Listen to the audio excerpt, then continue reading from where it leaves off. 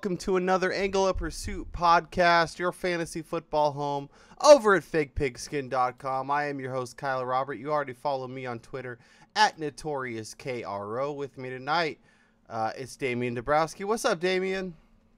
Chaos, man. We got a lot going on. We got the NBA tipping off last night. That was a lot of fun, Gordon Hayward injury aside.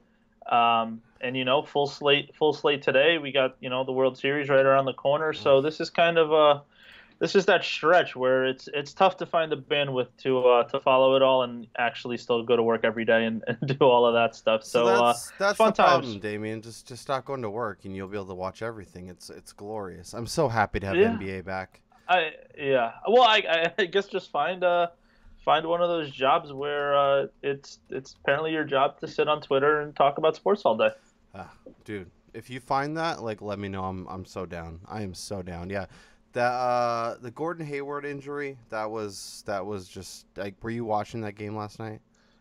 Well, so I was late coming out of the gym. I was kind of planning to get out, just in time for tip, and ran late a little bit. So I was actually on my way back, and I started getting all these tweet alerts and stuff on my phone, and it was weird. I was I pulled over because I had to stop at the grocery store anyways, and I kind of just sat in my car for literally 15 minutes just going through Twitter, instead of rushing home trying to get back to see as much of the game as I could.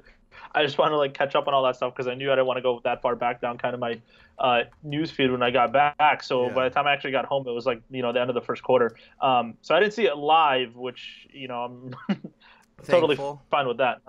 Not trying to relive it. Yeah. Although, again, we kind of, after seeing kind of the I think it was a Kevin Ware on Louisville, that was kind of the last one that I remember, which might have been even worse.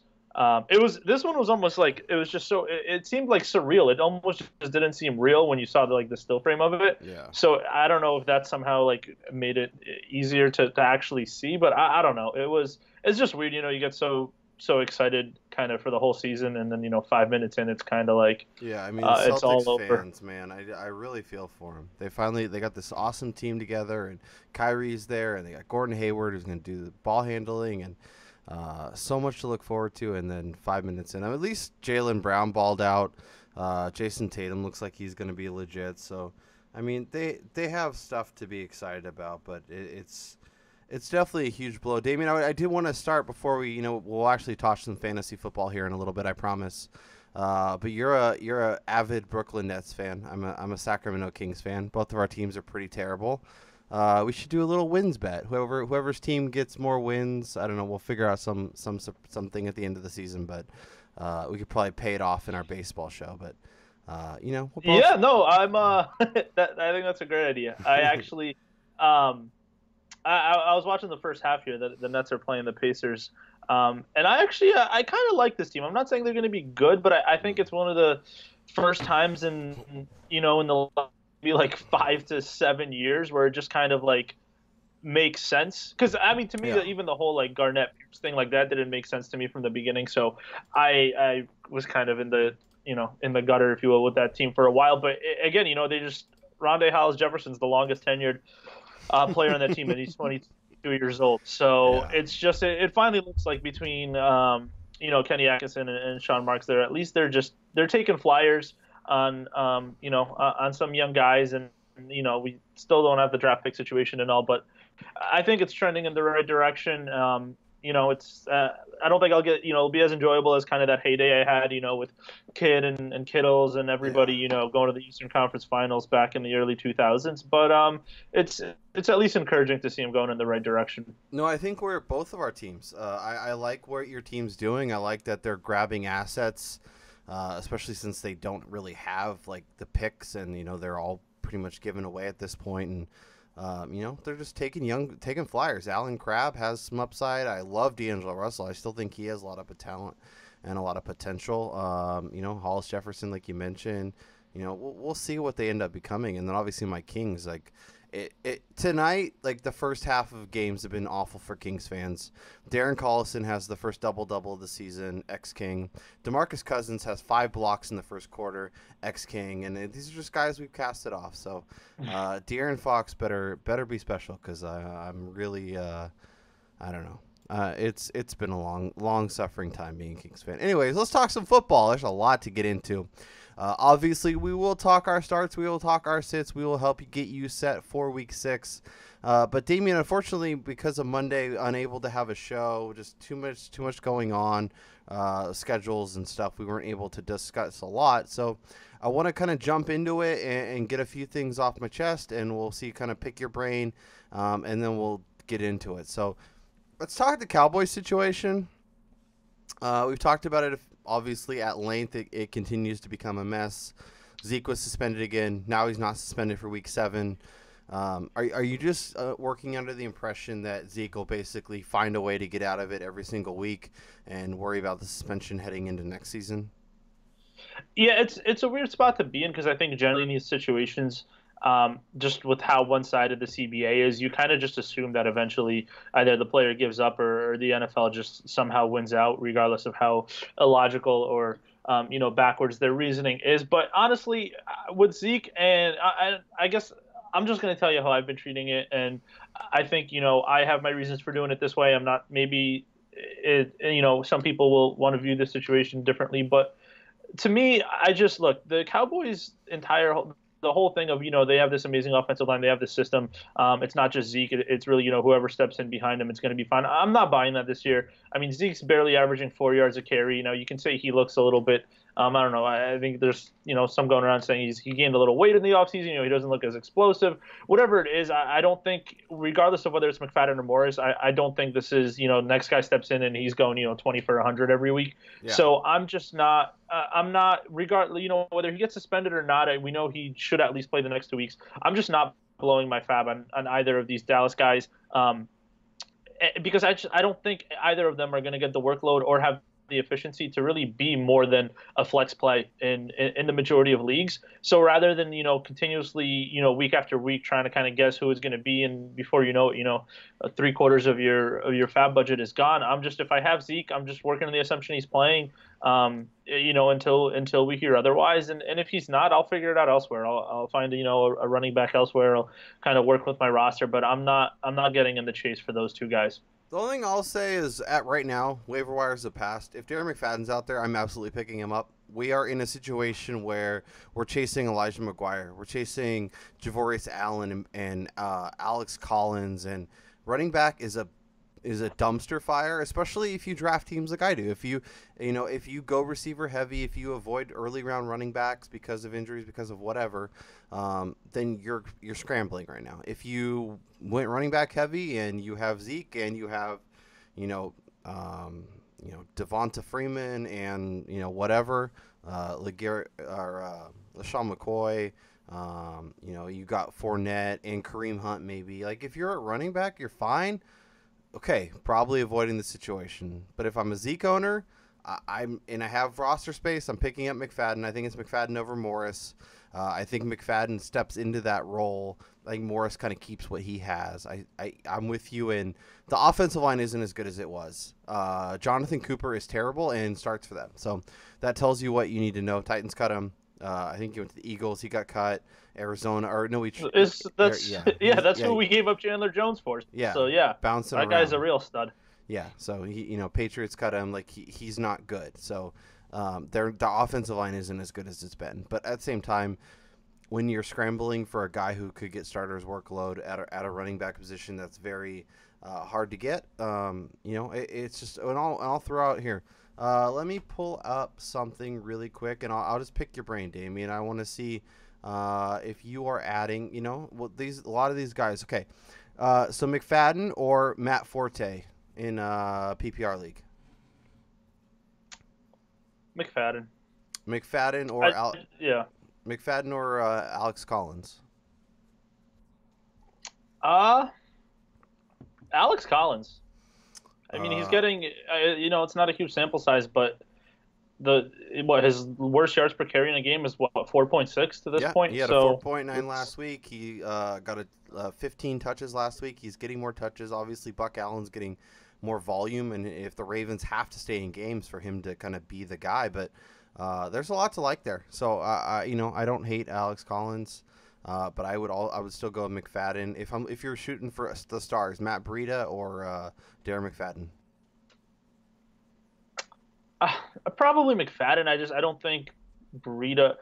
I can't picture a scenario. I guess even if they trade Hyde, where Breida's a guy that's getting 20 touches a game, Yeah. and especially on that offense, it's not going to be a lot of good game scripts and situations. Yeah. What about Orleans Darkwa? He looks like he could be a starter. He's obviously, Wayne Gallman kind of stepped up when Darkwa was out. Darkwa's back. Had a really nice game in the game nobody saw coming versus Denver. Who would you prefer? Yeah. Still McFadden. I'm not. Despite what we saw in that game, I still think the Giants' offensive line stinks, and I think that offense stinks. And it's going to be pretty clear that they can't throw the ball to anybody, and it's going to be hard to run. And he's not really a factor in the passing game.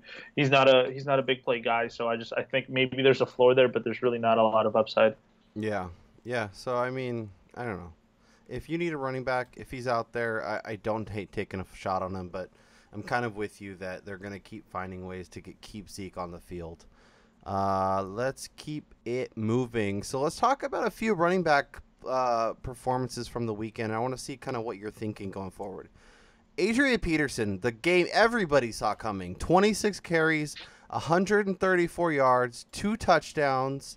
Andre Ellington basically didn't play. He had no targets in the passing game, which, as somebody who just acquired him in Dynasty for a help at running back, it's not a great thing. So talking me off the ledge, Adrian Peterson. This was a fluke thing, right? This was a one shot and done shot. Good matchup, game where they got up big and he was able to kind of just pound the rock, right?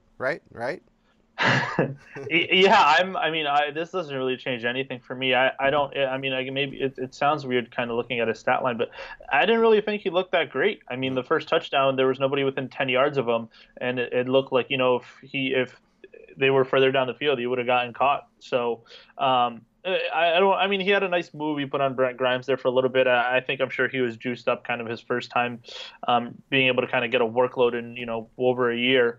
Really, but I don't think they're going to be a lot of game scripts like that. I still don't think that offensive line is great.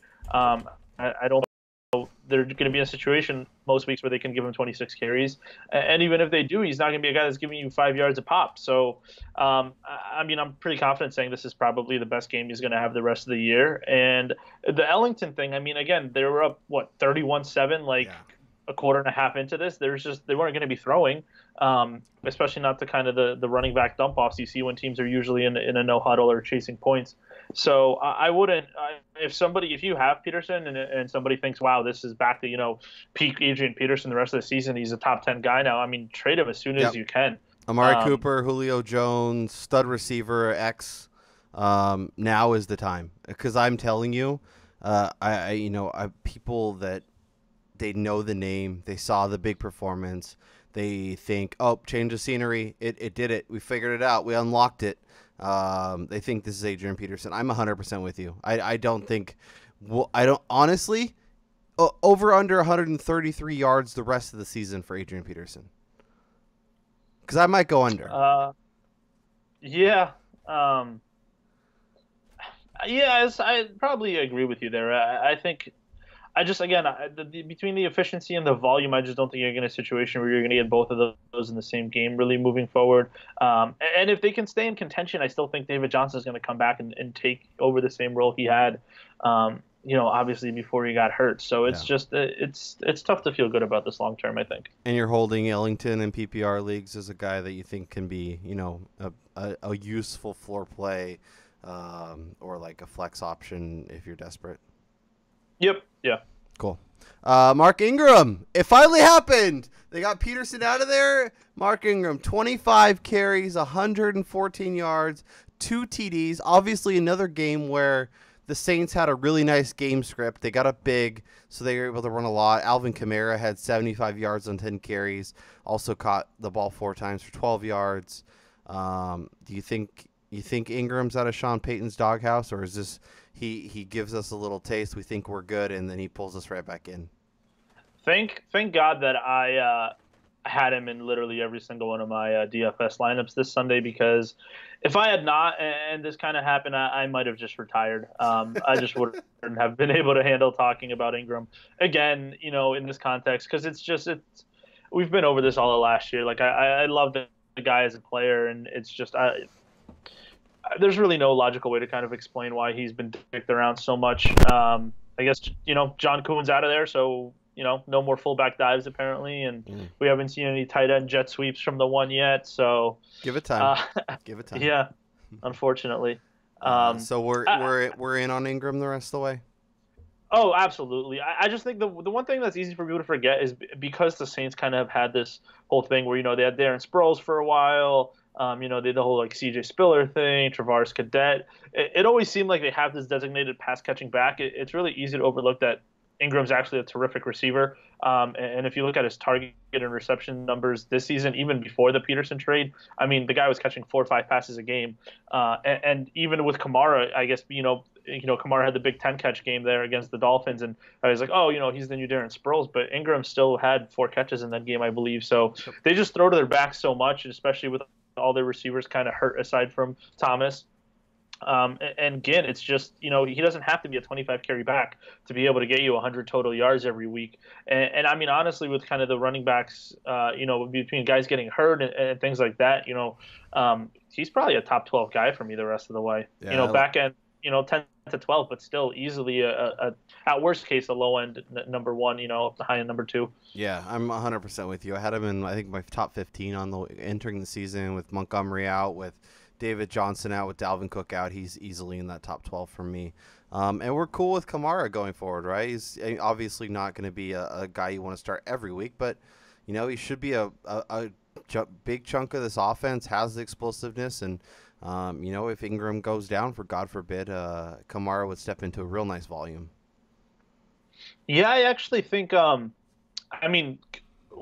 do you take rest of the season, Kamara or Christian McCaffrey? Ooh, man, that's probably Kamara.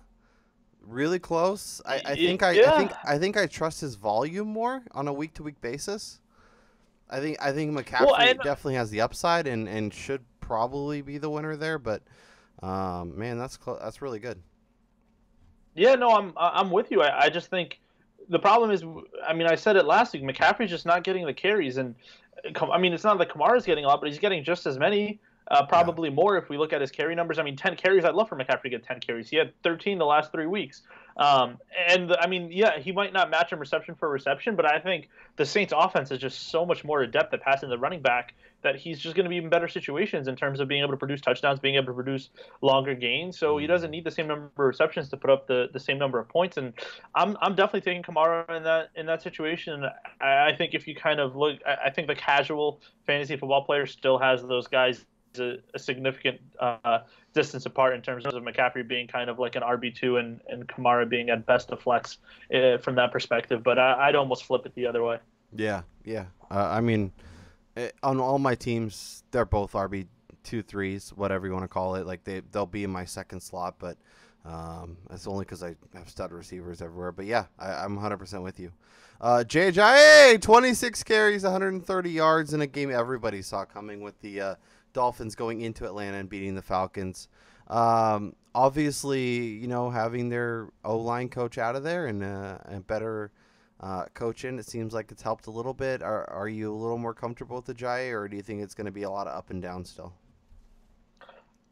This was bizarre because they were down 17-0, so the fact that he still managed to get 26 carries really in kind of a come from behind game script is definitely encouraging. Yeah.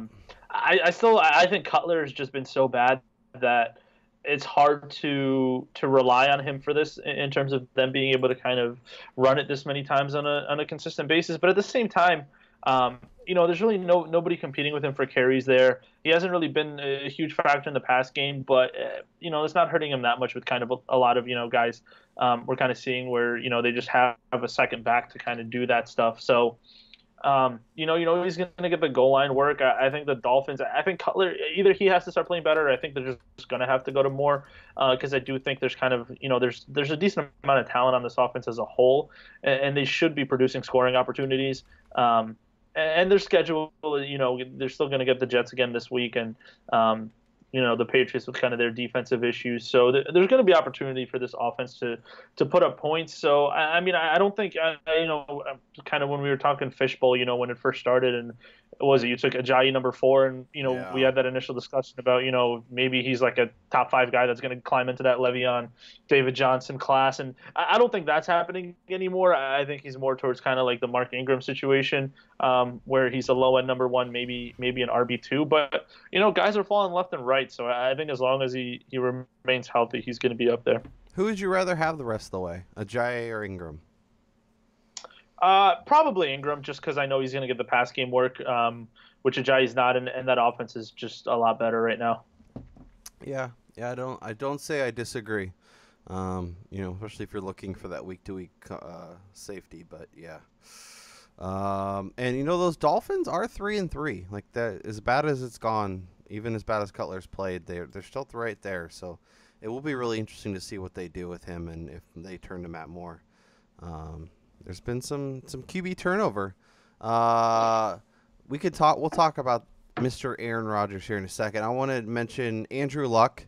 He suffered a setback, air quotes. He's not playing this year, right? We're firmly on that boat. I just don't care. I just assumed he wasn't, and if he did, then great for him. I never I'm obviously not happy, that he's a great player. I'd rather have him playing and be able to watch him than not. But this whole situation, I can't believe how many smart people made such dumb comments about Andrew Luck all preseason, all this, even really up until last week when people were still telling, legitimate fantasy analysts were telling you that you should stash this guy on your bench, which I just think is ridiculous. So again, not that I'm happy that he's hurt, but I almost kind of like that they're just coming out as fools right now because I never understood that. Yeah, I mean, he didn't throw a pass all off season. There was no reason to stash this guy. He's not worth holding on your bench. We've been telling you for weeks, and if he plays and he burns you in the playoffs, well, you can write me letters and hit at me on Twitter, but I don't think that's going to be the case. He's also like not Aaron Rodgers. I don't like people were stashing him as if it was like Le'Veon Bell or David Johnson, and as soon as he came back, he was like a top 3 QB every week. I mean, Deshaun Watson, Carson Wentz, guys that weren't even in the top 12 are now, top 5, top 6 QBs every week. And it's like Luck, obviously has the skill to do that, but it's not like he's still a guy that turned the ball over way too much. And he didn't have those games that Aaron Rodgers was having. And it was like, we tell you you're not carrying a backup quarterback to begin with. Now you're going to carry one that's injured the whole time. Like, it's just, it's insane. He's a little more Matthew Stafford and a little less Aaron Rodgers than I think anyone wants to admit. That's good. Let's talk about Mr. Aaron Rodgers. This one sucks. This is probably my favorite player to watch on a week-to-week basis, especially considering he's not on my favorite team. Broken collarbone, done for the year. Obviously, a huge blow. Let's talk about the Packers going forward, though, because they have a ton of fantasy potential. Devontae Adams, Jordy Nelson, Randall Cobb, the running backs. I guess going forward, kind of, I know it's Brett Hundley, but they're still got pieces to own, right? Well, yeah, you can't drop these guys, and it's tough to sell them right now, kind of after this news. But I'm concerned just because if you look at the guys, Jordy at this point in his career, he's not a guy that's just physically beating you in terms of being, bigger, stronger, faster than the guy covering him. And kind of similarly with Devontae Adams, that whole season where his just advanced metrics were so bad. And the only reason he was a relevant fantasy player was because Aaron Rodgers is just unbelievable and they were constantly in the red zone and he was just peppering him with targets. So they just, at this point in their careers, they don't, and, same thing with Randall Cobb kind of after the disaster of his season he had. They don't strike me as guys that, are going to be able to lift up their quarterback, right? It's kind of like when you had, if you think back to when, Brady got hurt in the first game of the year, and the Patriots had to bring in Castle back in, was it 08? At that point, they had Randy Moss and Westwell. It didn't matter who played quarterback. As long as the guy wasn't a complete disaster, those guys were so good that they were going to drag that QB to 250 yards and 2 scores every week. I mean, we don't really have a read on Hundley yet. We don't know what he's going to look like. But unless he's, a huge surprise, a positive surprise, that is, I think it's going to be hard for these guys to have that production, unless we kind of look at it from the angle that, okay, well, if they're bad and, they're just down big early, if it's 17-0, early in the second quarter, then maybe it just turns into that like Blake Bortles thing from 2 years ago where, Allen Robinson put up, 1,600 yards and 14 touchdowns, and the offense was a disaster. So I guess that's kind of what you have to hope for, because I don't think this offense is going to be great from an efficiency standpoint right now, especially when you consider that I think Mike McCarthy's kind of a doofus, and if it wasn't for Aaron Rodgers, he would have been fired like 5 years ago. Yeah, I think I'm really curious to watch the Packers the rest of the way. I think the fact that Hundley's been in that system for 3 years, knows the plays, they don't have to. I mean, obviously they can't do everything Aaron Rodgers did. Aaron Rodgers is fucking a maniac. Like, he's amazing. But I think Hundley can do enough to keep this offense afloat. I'm really curious to see Davante Adams because, like you said, like, he was hyper efficient, but it was a lot of Aaron Rodgers. This year I was starting to come around on him, but I'm really curious to see him with Hundley. I still love Jordy. I still think the running backs will be interesting, and I think they could actually lean a little more on the run. So a guy like Aaron Jones on the first and second downs could be a lot more useful. I'm really curious to see that kind of going forward. So if I own Jordy, if I own Davante Adams, if I own the running backs, I'm fine playing them. Randall Cobb, Martellus Bennett, those kind of pieces. Probably like Bennett, I'm fine cutting and picking up a streamer. Cobb, I'm a little more optimistic on. I'm really curious to see. I think him or Adams could be fantasy relevant the rest of the way. Probably not both, but I think there's stuff to like there. And, if you are like, we're going to talk here our starts and our sits and stuff. But if you're desperate at quarterback, my streamers article will be hitting Fake Pigskin on Thursday. But I don't hate the idea of going with Brett Hundley against New Orleans at home. I think it's a good opportunity. And I think, with all that talent around him, I think he could be, like you said, 250 yards. 2 touchdowns, and he runs a little bit, and all of a sudden, you have a solid fantasy day. So I don't hate that at all. But Damian, let's thank our sponsor, Draft. Our friends over at Draft have this really cool DFS tool where you can basically play, and not everybody gets Le'Veon Bell, not everybody gets Ben Roethlisberger or Antonio Brown or whatever.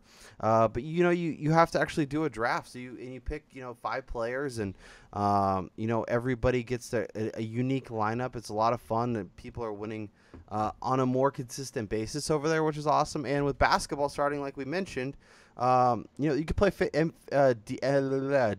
NBA. Dana Hanashiro over at Fake Pigskin's writing up a bunch of good stuff if you're looking for people to target. But go over there, play some DFS. Download the app if you haven't yet, or subscribe. Use our promo code FakePigskin. So playdraft.com/FakePigskin, or use the promo code FakePigskin on the app.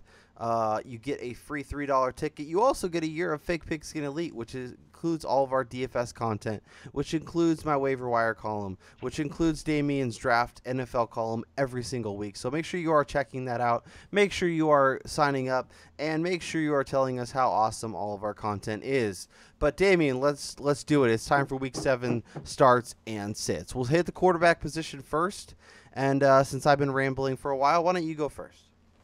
Yeah, so I kind of struggled with this one here this week. There isn't really a lot of guys that stood out to me, aside from obviously kind of the top 5-8 options that everybody's starting in every league. But I kind of landed on Marcus Mariota here. It's a lot of it is definitely the matchup with Cleveland, but I think it was good to see him come back on Monday night there against the Colts. Throw for 300 yards. He was clearly still limited in terms of his mobility and his running. But in kind of an odd way, I think that actually probably might have helped him in terms of it forced him to stay in the pocket and kind of be a pocket passer, which I think he's very good at. But because he's so gifted, kind of in terms of running and being able to move, he kind of gets out of there maybe a little too early sometimes. Hmm. And it was good to kind of see, Eric Decker come back to relevance. We kind of saw the running backs involved in the pass game. I just think they looked better than they have in previous weeks. And granted, they're playing with Matt Castle, so yeah. There's Matt Castle. Much for Two that. Matt Castle references on this podcast is our Max. So let's stop talking about him. Tap him out for the rest. But even before the Mariota injury, they kind of had those games where it wasn't too pretty on offense. But I just think he's going to have opportunities against the secondary. He has all his guys, with the exception of Corey Davis, kind of back there to be able to kind of pick on his mismatches, and should be a QB1 this week for sure. What's your read on him going forward? Because obviously I'm 100% with you. I love him this week, but someone just traded for him in one of my leagues, and I kind of like that move. I think going forward, especially with the way the QB landscape is, with Big Ben just being pretty terrible, with Aaron Rodgers out for the season, I like Mariota a lot.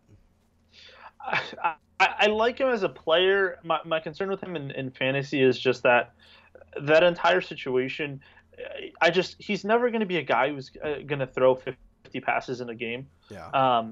Which hurts because there's a lot of guys that will do that now. Even guys like Kirk Cousins, Derek Carr, Carson Wentz, Phillip Rivers. In the right game situation when they fall behind, they're going to do that. The Titans, just the way they play in terms of pace and in terms of really just if you look at all their games, whether they're ahead or losing, it's just the game script is never something that leads to them throwing that much. Yeah. And I'm worried that kind of with each injury that he kind of gets here, he's going to run less and less. And so if he's not doing that and we're not getting the rushing stats and the passing volume isn't there, you're really going to need a high level of efficiency to kind of get that consistent production, which I think he's talented enough to do, and they have some good pieces there, but it's just hard to bet on that.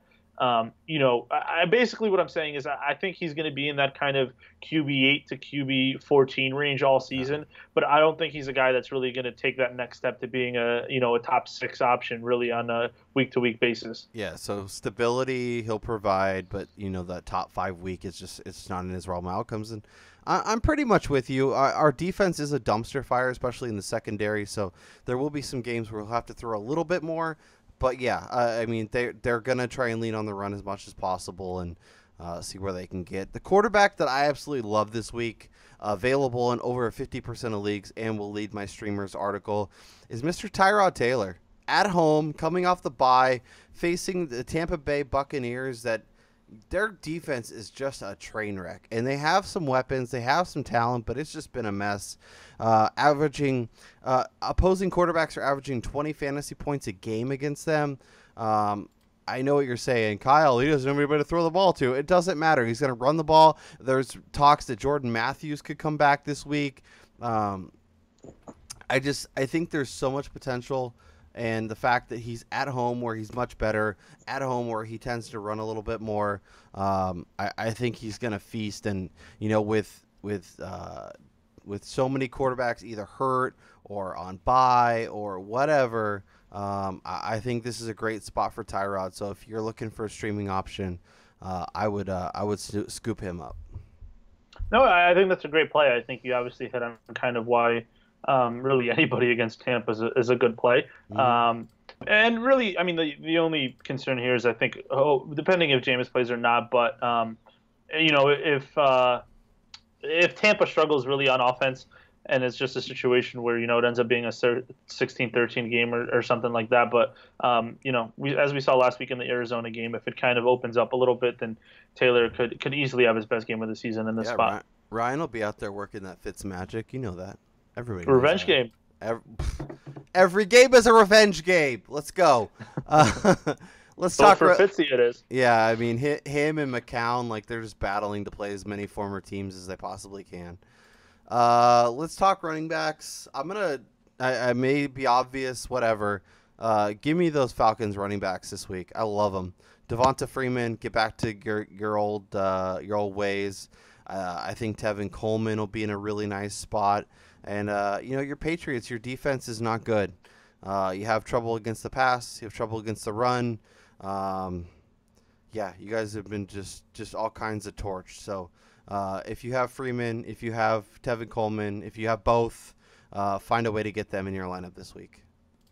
Yeah, start everybody against New England. So it helps when the guys are actually good, like they are in this case. Yeah, I think Matt Ryan. Like if you're debating it, I know it's been an ugly season for him. I know games where you expected him to play well, he hasn't. This is the week.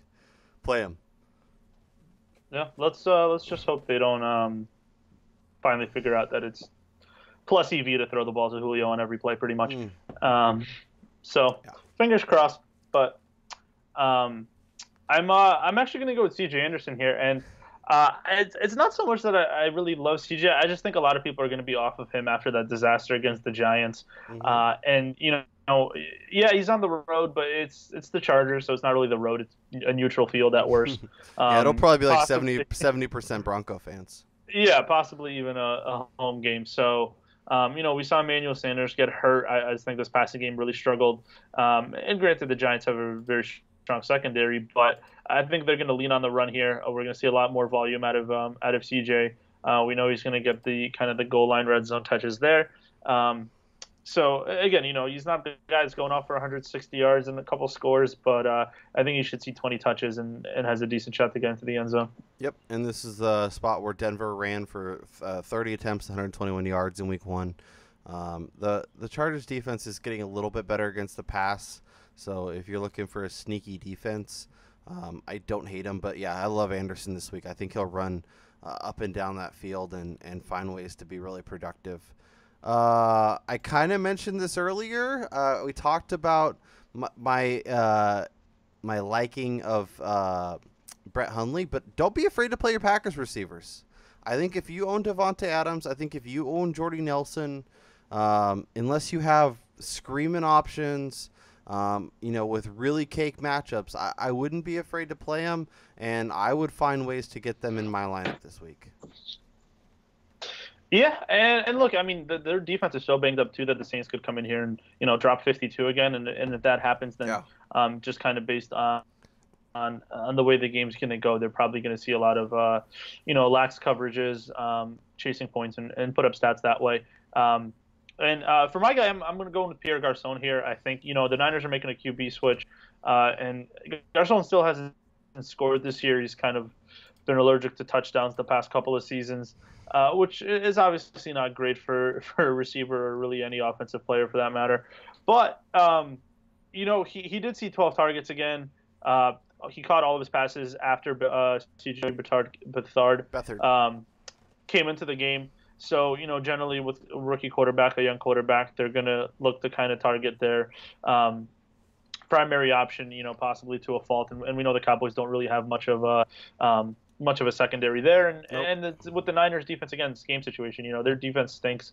I think the Cowboys are going to be able to put up points pretty easily, and it's going to be a very pass heavy game script for the Niners. So just the volume should get him to kind of a strong wide receiver 2 this week. Yep, I love it. Cowboys are 7th in the NFL in terms of fantasy points allowed to opposing wide receivers, 37.6.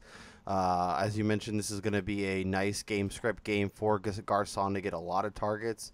Beathard came in against the Redskins and looked really nice. I was watching a lot of that game. I mean, obviously, he's a rookie quarterback. I don't think he's super talented, so I would, I don't know that I'm banking on him being like Joe Montana or anything, but I think he'll be productive enough to get people involved. And we're going to talk tight ends here, but if George Kittle's another guy that if you're digging deep at tight end, I like a lot. Beathard and Kittle played at the University of Iowa together. I think there's stuff to like there. And when Beathard came in, Kittle got a lot of targets, got targets down the field, and got targets in the red zone. So all things you're looking for when you're with the tight end position the way it is. I love it. So for my tight end, I'm going with Hunter Henry. I think the Chargers have finally figured it out. I think they realize that Hunter Henry is good at football, and Antonio Gates is well past his prime. The Broncos are a funnel defense. They have really good corners. Phillip Rivers is going to look for the middle of the field. The Chargers tight ends have done really well in previous matchups against Denver. Obviously, being at home helps, and I'm thinking Hunter Henry breaks out and has a really nice game this week. I hope so. We saw it, big game last week. And also, Ingram scored against the Broncos in the last game there. And we know they have the strong corners to kind of lock down the guys on the outside. So as long as Phyllis Rivers over there can kind of, stay away from the turnovers, he should have his opportunities. Yep. And sticking with tight end, my guy this week's Delaney Walker, and if you it helps that I'm kind of maybe a little bit higher on Mariota this week, but also if Al Zeidenfeld makes this joke on the Daily Fantasy Edge podcast all the time, but the Browns are one of those this year. One of those flowchart teams in the sense that they've been so bad against the tight end that basically, when you're making your lineup each week, just pull up who the Browns are playing. And if that team has a tight end that's going to be on the field, just put that guy in your lineup. And in this case, it certainly helps that Delaney Walker is actually a really good football player, and has produced in much tougher matchups than this. So, him or whoever's playing the Giants, basically. Yep. Browns and Giants is the way to go. Yeah.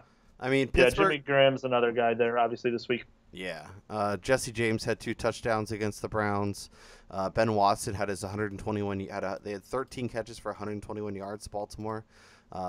Jack Doyle, that was when they were dealing with the quarterback mess.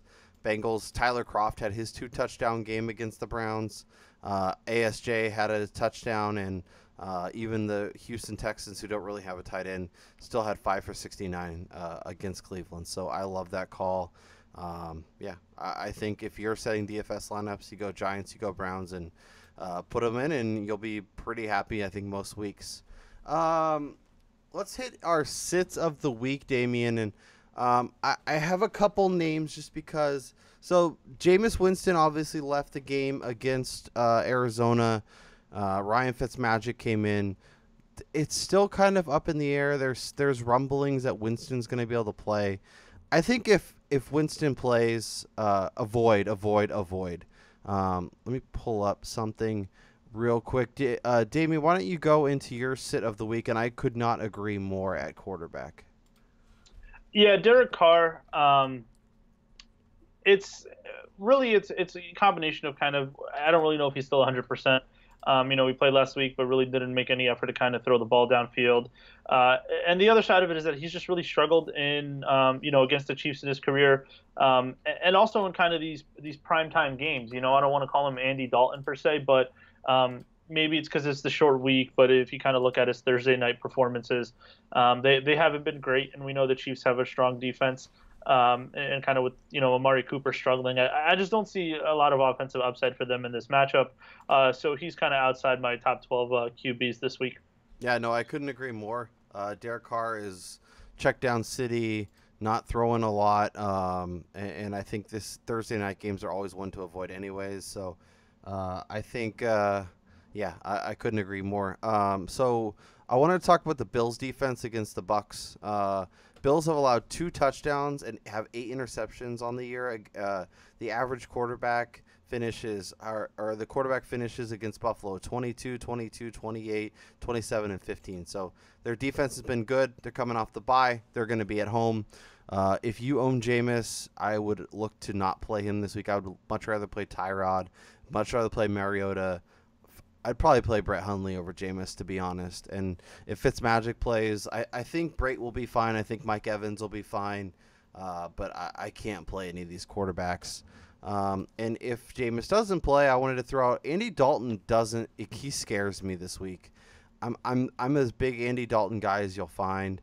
But interdivision games against a really good Steelers secondary, that's been really solid. I mean, they've allowed 2 double-digit fantasy point games to opposing quarterbacks, week 1 and week 6. That's it. Every other game has been single digits, and they've allowed 1, 2, 3, only 4 touchdowns all season long. So AJ Green's once again fine. Joe Mixon I'm probably playing, but if you play Dalton, go in with low expectations because I don't think there's a lot to love there.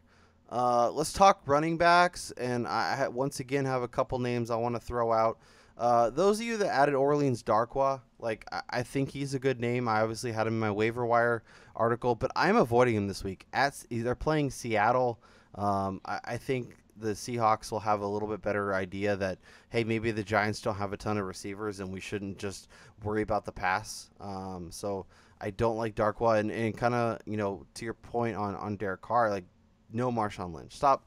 What are we doing, Marshawn Lynch? He's not doing anything. It's a Thursday night game. It's a good KC defense. I can't play him. Yeah, with Lynch is just he's so touchdown dependent because he's not catching passes, and he's not a guy that's really ever going to get 25 touches. Just with the way the Raiders kind of run their offense, I think they're averaging the least plays out of any team in the league, which seems bizarre, but just not a lot going in his favor.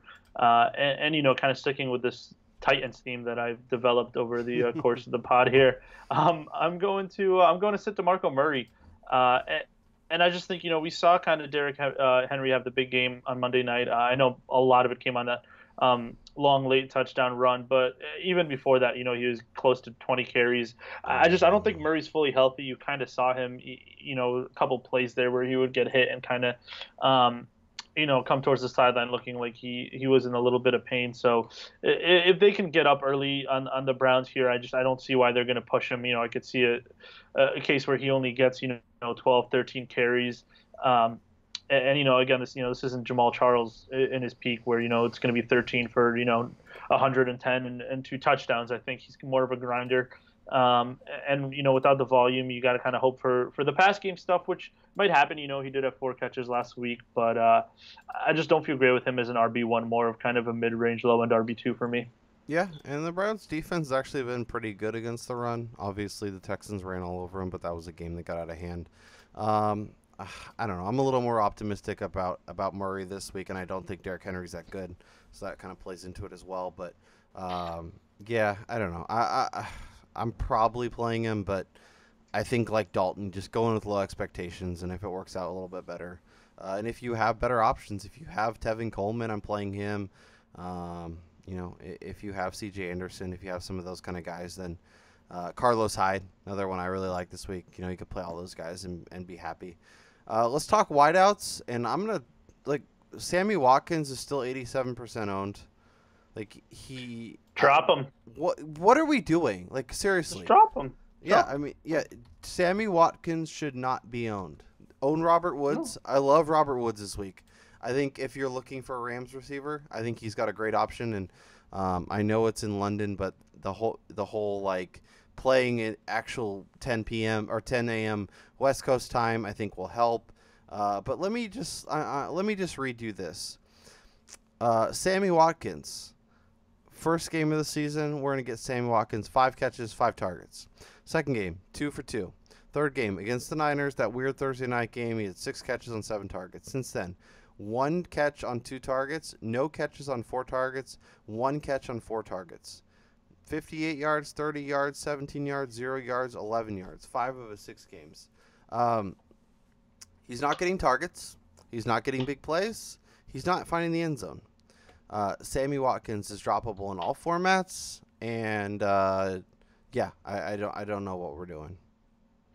It's not good when, it's weird because they kind of proactively went and got him, and this was a guy that got taken at the top of the first round. Obviously he's a very talented player, but then you look at, like you said, these box scores, and Cooper Kupp, Robert Woods, Todd Gurley, they're all getting more action in the pass game than Watkins. Tyler Higbee, yeah. And he's not – they're not – I think McVay's done a terrific job, but they're not really manufacturing touches for him, kind of the way the Chiefs, figured out how to get Tyreek Hill the ball, despite kind of his limitations. The Rams are almost doing the opposite. Don't you besmirch my Tyreek Hill. Don't you do it. So, look, if he's not going to be a focal point of that offense, it's just he's not going to get you fantasy points. It's as simple as that. Nope, simple as that. Talk to me about your sit of the week.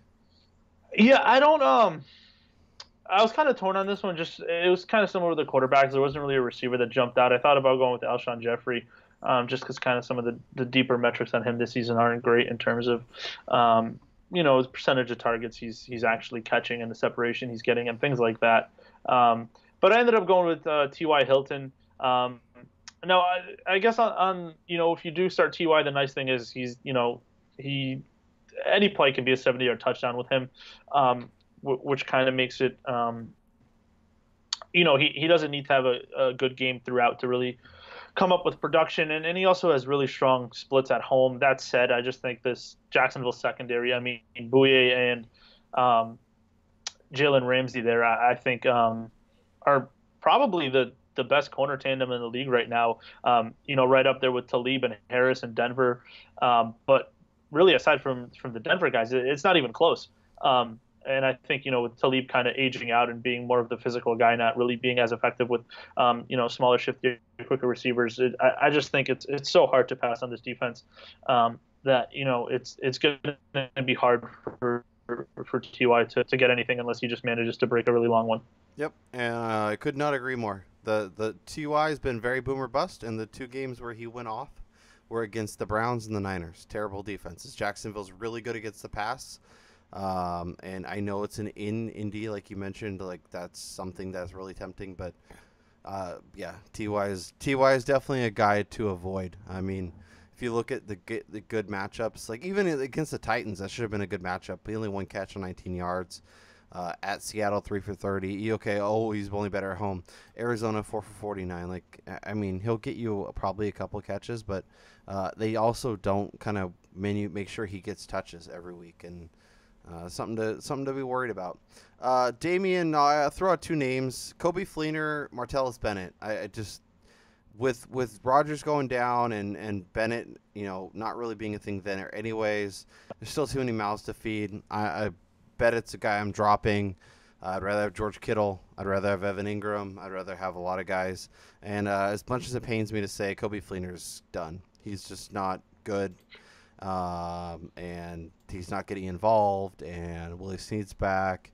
Yeah, I just no thanks. Go ahead and get one of our.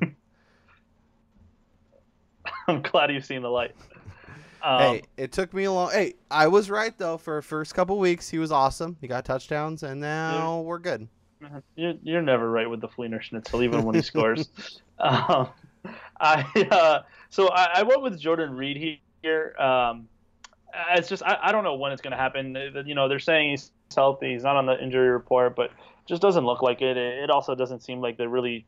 I mean, it's bizarre that the Redskins have kind of managed to look so or be so productive on offense when you consider how awful Terrell Pryor's been, Crowder's been, Reed has been. I mean, Chris Thompson's been awesome, but yeah. I don't know. I guess they're just throwing it all over the place. I mean, Ryan Grant scoring touchdown, Josh Dotson, Samaje Perine, there's backup tight ends. It's just bizarro world over there. Yeah, Vernon Davis has been the more productive tight end. Yeah, and I just, if they're not forcing him the ball and he just doesn't look like the same guy physically, you can't keep playing him as, this top 5 tight end when, like you mentioned, there's just better options available right now. Yep, I could not agree more, which is kind of crazy. I mean, if you think about like Jimmy Graham, Tyler Eifert, Jordan Reed, like outside of Kelsey and Gronk, like if you paid up at tight end this season, like you're not happy about it.